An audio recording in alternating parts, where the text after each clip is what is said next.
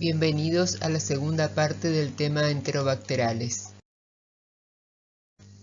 Los objetivos de esta clase son estudiar el último género que nos faltó, que es importante en clínica humana, que es el género Yersinia, describir las resistencias naturales a los antibióticos entre los enterobacterales, los agentes antibióticos con actividad potencial y los mecanismos de resistencia adquirida en este orden de microorganismos. Comenzamos con el género Yersinia, que está formado por microorganismos de las especies Yersinia enterocolítica, agente causante de enfermedad gastrointestinal, y Yersinia pestis, el agente causal de la peste neumónica o de la peste bubónica o peste negra.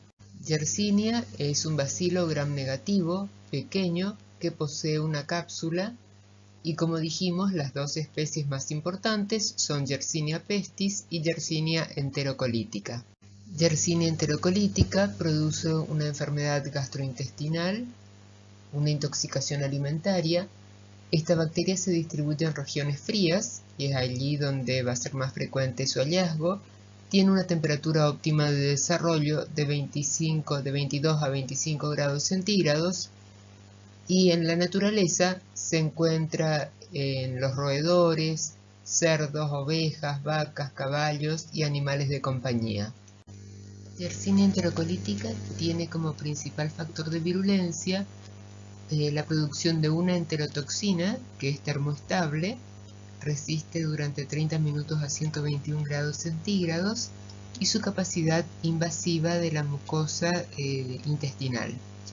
La vía de entrada es la digestiva y cuando llega al ileón terminal lo puede invadir, puede producir necrosis en las placas de Peyer e inflamación de los ganglios mesentéricos.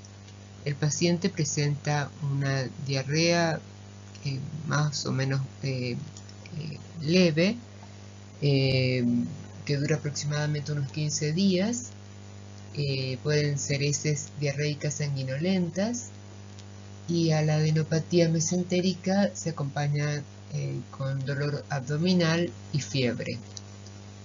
Se demostró que la mayor incidencia, sobre todo en países de Europa como en España, por ejemplo, se da en los meses de invierno y es más frecuente en niños.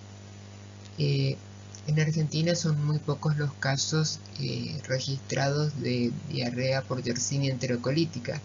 Sin embargo, hay. ¿Sí? Sobre todo en meses fríos, ya que es una bacteria psicrófila. Y los factores de riesgo más importantes para desarrollar esta enfermedad son la exposición a productos cárnicos contaminados, así como vegetales y animales que sean reservorios de esta bacteria.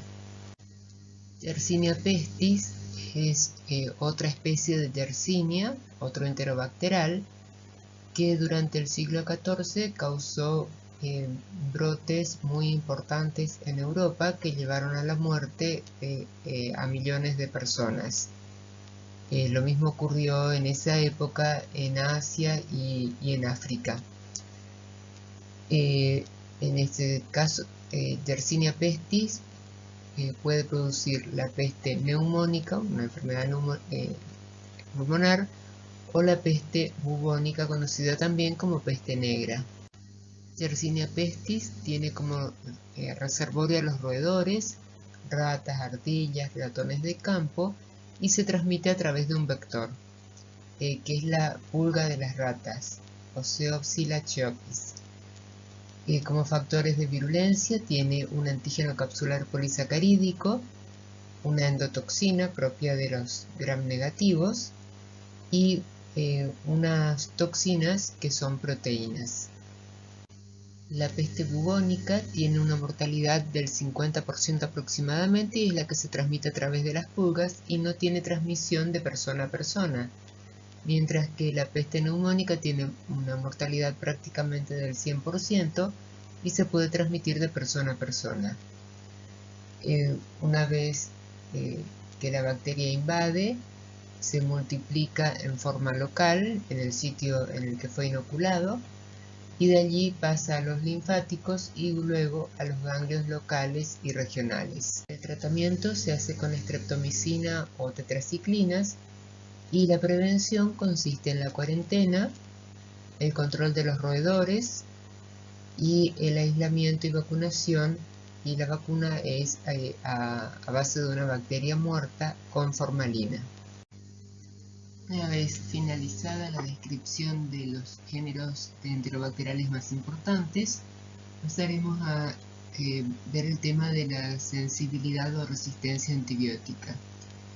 Este aspecto de enterobacteriales va a resumir o nos va a permitir repasar algo de lo ya visto en las clases de antimicrobianos. Estudiaremos por un lado las resistencias naturales propias de todos los enterobacteriales, luego resistencias naturales de algunos géneros de enterobacteriales y veremos también los mecanismos de resistencia adquirida, particularmente a los antibióticos betalactámicos. Entonces comenzamos con las resistencias naturales de todos los enterobacteriales y estas resistencias se dan a las penicilinas naturales, isoxazolilpenicilinas, a meticilina, a los glicopéptidos que tienen muy buena actividad frente a gram positivos pero no frente a gram negativos, y también a los macrólidos, clindamicina, estreptogramina, cetólidos, oxazolidinonas, lo que habíamos llamado grupo Malscow, y en esto también están los azálidos. Pero la excepción son Salmonella entérica, notíficas y Shigella. Escherichia coli, las cepas salvajes, no presentan más resistencia natural que las que vimos para generalidades, para los enterobacteriales en general.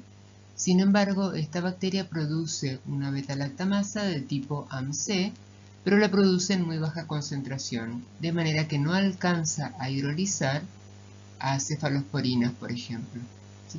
Salvo que algunas cepas adquieran el mecanismo para hiperproducir esta enzima, y entonces sí se transforman en resistentes a aminopenicilinas, carboxipenicilinas y eventualmente también a acetilureidopenicilinas. Pero eso ya es como una resistencia adquirida. Las cepas salvajes de Shigella son parecidas en cuanto a la sensibilidad o resistencia antibiótica a Escherichia coli. ¿Sí? No tienen las resistencias naturales de todas las enterobacterias y produce esa beta-lactamasa tipo AMC, pero en bajo nivel, en forma natural. Sin embargo, Shigella in vivo, a nivel intestinal, se comporta como resistente a las cefalosporinas de primera generación y a los aminoglucósidos. El género Salmonella, al igual que las anteriores, no tiene más mecanismos de resistencias naturales, pero al igual que Shigella a nivel intestinal, se comporta siempre como resistente a las cefalosporinas de primera generación y aminoglucósidos. Y esto ocurre aunque en las pruebas de sensibilidad in vitro la cepa puede aparecer como sensible, o sea que siempre debemos saber que siempre se van a comportar como resistentes a cefalosporinas y aminoglucósidos. En el caso de la especie Klebsiella pneumoniae tiene algunas beta-lactamasas, además de las resistencias naturales de las enterobacterias, y estas enzimas le dan resistencia en forma natural a las aminopenicilinas, como ampicilina o amoxicilina, y también a las carboxipenicilinas. En este cuadro vamos a ver resistencias naturales de otras especies. Comenzamos repasando a Klebsiella con la resistencia natural a ampicilina y a ticarcilina. Otras especies como Citrobacter freundi, Enterobacter y serratia tienen resistencia natural también a ampicilina, amoxicilina con ácido clavulánico, a cefalosporinas de primera generación. Y además de esto, en el caso de Serratia, se agrega la resistencia natural a colistina. El género Proteus, Proteus mirabilis, también tiene resistencia natural a colistina, nitrofurantoína y tetraciclinas. Proteus vulgaris, además, resistencia natural a ampicilina, cefalosporinas de primera generación, S-furoxima, y Morganella morgani y Providencia tienen resistencia natural a las aminopenicilinas con ácido clavulánico, cefalosporinas de primera generación y a colistina y nitrofurantoína. Como ven, esta resistencia a colistina y nitrofurantoína se da en todas las especies de la familia Morganelaceae, o sea, Proteus, Providencia, Morganella, además de Serratia. Esto entre los géneros y especies más frecuentes de enterobacterias. Repasamos lo que dijimos recientemente, que existen especies de enterobacterias con resistencias naturales a polimixina y colistina.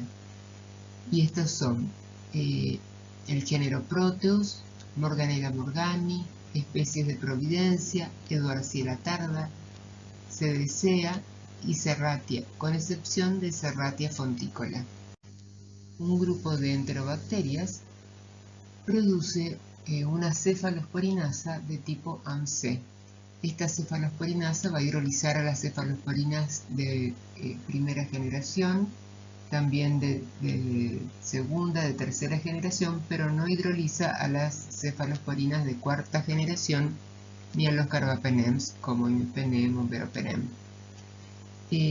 Las enterobacterias que producen en forma natural esta carbapenemasa son Citrobacter, Citrobacter freundi, Enterobacter cloacae, Enterobacter sakazaki, Enterobacter aerogenes ahora se denomina Klebsiella aerogenes. También vale la pena mencionar en este grupo a Morganella morgani, Providencia y Serratia.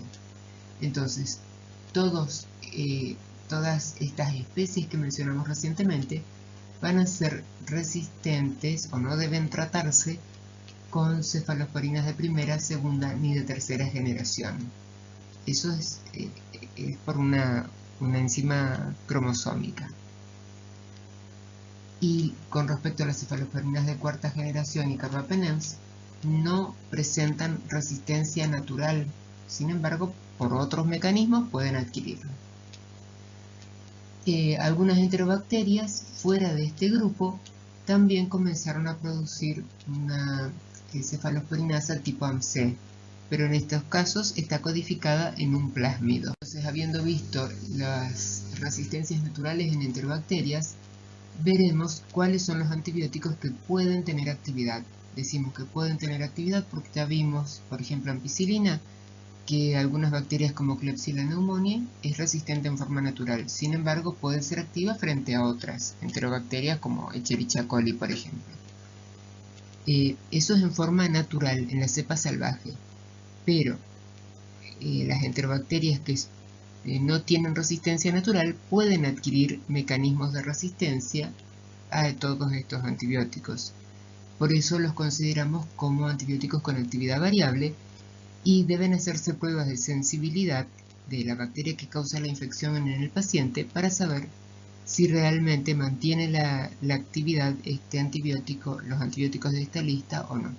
Entonces, estos con actividad variable son ampicilina, ampicilina con surbactama, piperacilina, piperacilina con tazobactama, cefalosporinas, carbapenems, aztreonam, aminoglucósidos, trimetoprima, sulfametoxazol, nitrofurantoína, que se usa para infecciones urinarias solamente, quinolonas, tigeciclina, fofomicina o colistina.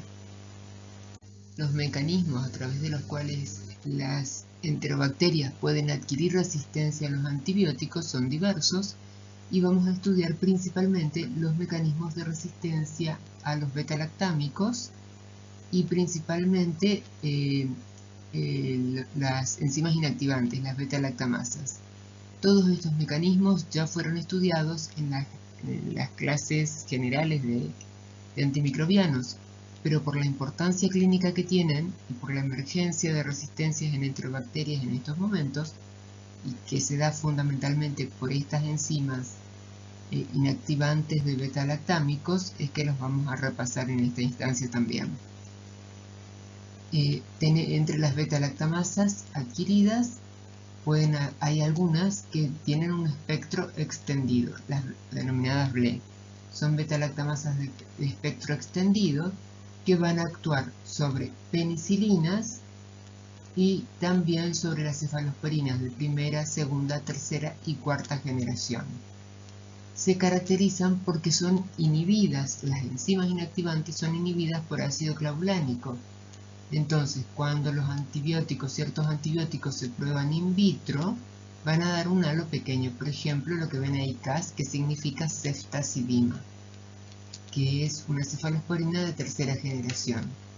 Pero en el disco que está por arriba, que dice CAS/CLAV, que es ceftazidima con ácido clavulánico, como el ácido clavulánico inhibe a esta beta-lactamasa, entonces ceftazidima puede actuar, no se hidroliza, y como ven da un halo de inhibición que con respecto a lo que era ceftazidima sola, que no generaba ningún halo de inhibición.